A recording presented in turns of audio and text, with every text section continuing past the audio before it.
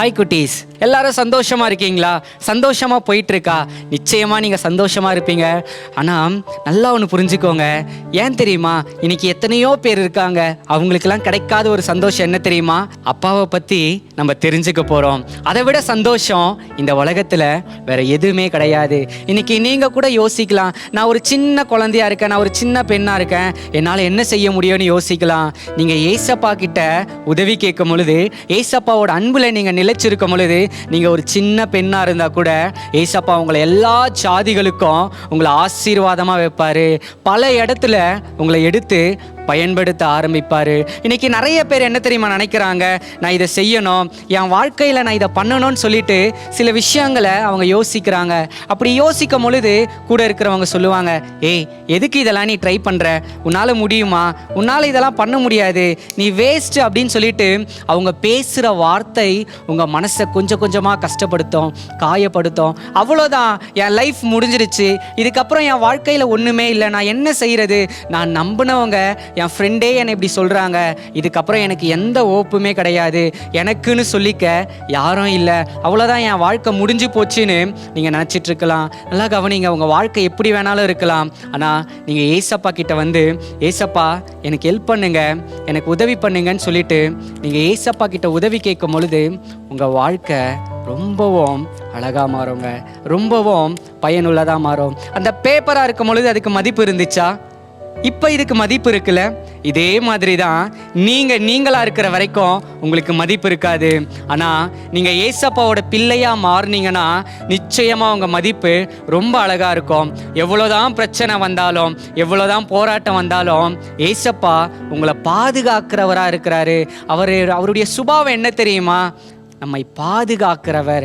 என்னதான் போராட்டம், என்னதான் நம்ம நல்லா இருக்கக்கூடாது, நீங்கள் இதை செய்யக்கூடாதுன்னு சொல்லிட்டு எத்தனை பேர் உங்களை மேலே ஏறி மிதிக்க ஆரம்பித்தாலும் மனுஷங்க உங்களுக்கு உதவி செய்ய மாட்டாங்க. ஆனால் ஏசப்பா உங்களுக்கு உதவி செய்வார்.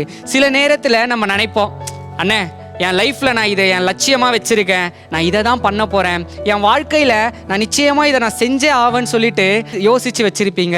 சரி, நிச்சயமாக நான் பண்ணிடுவேன்னு சொல்லிட்டு நீங்கள் நிறைய பிளான்லாம் கூட நீங்கள் பண்ணியிருக்கலாம். அப்படி என்ன தான் பண்ணாலும் அது எப்படி இருக்கும்னு பார்த்தீங்கன்னா, சில நேரத்தில் ஒன்றுமே இல்லாத மாதிரி மற்றவங்க சொல்லுவாங்க, இதெல்லாம் என்னப்பா ஒன்றுமே இல்லையப்பா அந்த மாதிரி சொல்லுவாங்க.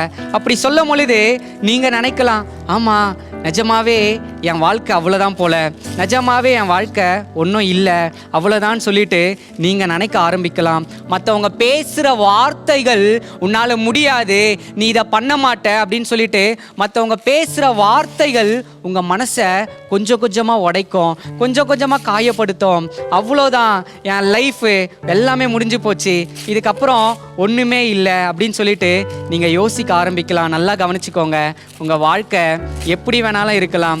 ஆனால் நீங்கள் ஏசப்பா கிட்ட வந்து, ஏசப்பா எனக்கு உதவி செய்யுங்க, ஏசப்பா எனக்கு ஹெல்ப் பண்ணுங்க ஏசப்பான்னு சொல்லிட்டு நீங்கள் ஏசப்பா கிட்ட உதவி கேட்கணும். ஏன் தெரியுமா?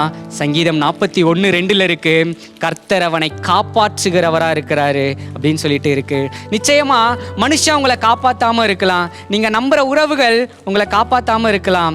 ஆனால் ஏசப்பா உங்களை என்ன தெரியுமா செய்கிறவராக இருக்கிறாரு? காப்பாற்றுகிறவராக இருக்கிறாரு. நீங்கள் ஏசப்பா கிட்ட வந்து, அப்பா என்னால் முடியல ஏசப்பா, எனக்கு உதவி பண்ணுங்க ஏசப்பா, என்னால் இதை செய்ய முடியல, எனக்கு உதவி பண்ணுங்கன்னு சொல்லிட்டு நீங்கள் ஏசப்பா கிட்ட உதவி கேட்டிங்கன்னா உங்கள் வாழ்க்கை எப்படி வேணாலும் இருக்கலாங்க, எந்த மாதிரி வேணாலும் இருக்கலாம். ஆனால் ஏசப்பா உங்கள் வாழ்க்கையை ரொம்ப அழகாக மாற்றுவாருங்க, ரொம்பவும் சூப்பராக மாற்றுவார். பைபிளில் இருக்குது, நம்ம வேதத்தை வாசித்து பார்த்தீங்கன்னா மொத்தம் 66 புஸ்தகங்கள் இருக்குது, 1189 அதிகாரங்கள் இருக்குது, 31,104 வசனங்கள் இருக்குது, 7,83,137 வார்த்தைகள் இருக்குது, 31,16,480 எழுத்துக்கள் இருக்கு. அதுல சென்டர் வேர்ஸ் என்ன தெரியுங்களா? சங்கீதம் 118:8, மனுஷனை நம்புவதை பார்க்கிலும் கர்த்தரின் பேரில் பற்றுதலாய் இருப்பதே நலம். நல்லா கவனிங்க, நீங்க சிரிக்கும் போது உங்க கூட சேர்ந்து சிரிப்பாங்க, ஆனா நீங்க அழும் பொழுது நீங்க தனியா தான் அழணும். உங்க கண்ணை தொடைக்க கூட யாரும் இருக்க மாட்டாங்க. ஆனா ஏசப்பா சொல்றாரு, நான் உன் வலது பக்கத்தில் நல்லா இருக்கிறேன் அப்படின்னு சொல்லிட்டு சொல்கிறாரு. மனுஷங்க உன்னை விட்டு ஓடும் பொழுது, மனுஷங்க உன்னை புறக்கணிக்கும் பொழுது ஏசப்பா சொல்கிற ஒரு வார்த்தை, நான் உன்னை விட்டு விலக மாட்டேன், நான் உன்னை கைவிட மாட்டேன் அப்படின்னு சொல்கிறாரு. அவர் எப்படி தெரியுமா? நமக்கு கேர்டேக்கராக இருக்கிறாரு. நம்மை பாதுகாத்து எல்லா சூழ்நிலைகளிலும் நம்மை பாதுகாக்கிறவராக இருக்கிறாரு. வேதம் ஃபுல்லாகவே அவரை குறித்து நிறைய இருக்கும். இயேசு அன்புள்ளவர், அழகுள்ளவர்லாம் இருக்கும். ஆனால் அவரை போல நம்மளை நேசிக்க, அவரை போல நம்ம மேலே அன்பு காட்ட இந்த உலகத்தில் வேற யாருமே இல்லைங்க. இன்னைக்கு ஏசப்பாவை பார்த்து கேட்பீங்களா? ஏசப்பா, என்னை உங்களுடைய பிள்ளையாக மாற்றுங்க ஏசப்பா. ஏசப்பா, உமக்கு பிரியமானதை செய்ய எனக்கு கற்றுத்தாங்க ஏசப்பா. என் வாழ்க்கையில் நான் பொய்யா எத்தனையோ நண்பர்களை சம்பாதிச்சேன். என் கூட இருக்கிறவங்க என் கூட இருப்பாங்கன்னு நினச்சேன். ஆனால் அவங்க எல்லாம் என்னை விட்டுட்டு போகும் பொழுது, எனக்குன்னு யார் இருக்கான்னு யோசிக்கும் பொழுது, நான் இருக்கேன்னு சொல்லிட்டு நீங்கள் சொன்னீங்களே, என் இதயத்துக்குள்ளே வாங்க ஏசப்பா, எனக்குள்ளே வாங்க ஏசப்பா, என்ன உங்களுடைய பிள்ளையாக மாற்றுங்கன்னு சொல்லிட்டு நீங்கள் ஏசப்பாவை கேட்பீங்களா? ஒரே ஒரு நிமிஷம் ஏசப்பாவை பார்த்து கேளுங்க. ஏசப்பா, என்ன உங்களுடைய பிள்ளையாக மாற்றுங்க ஏசப்பான்னு கேட்பீங்களா? ஒருவேளை நீங்கள் சொல்லலாம், அண்ணே நான் ஆல்ரெடி ஏசப்பாவோட பிள்ளை தானேன்னு சொல்லலாம். நீங்கள் ஏசப்பாவுக்கு நன்றி சொல்லுவீங்களா? ஏசப்பா, என்னையும் உங்களுடைய பிள்ளையாக மாற்றி வச்சிங்களே ஏசப்பா, அதற்காக உமக்கு நன்றி ஏசப்பான்னு சொல்லிட்டு ஏசப்பாவுக்கு நீங்கள் நன்றி சொல்லுவீங்களா? ஏசப்பா நம்மை பாதுகாக்கிறவராக இருக்கிறாரு. எல்லா சூழ்நிலையிலையும் நம்ம கூட இருந்து நம்மை பாதுகாக்கிற ஒருத்தர் இருக்கிறாருன்னா அவர் ஏசப்பா மட்டும்தான்.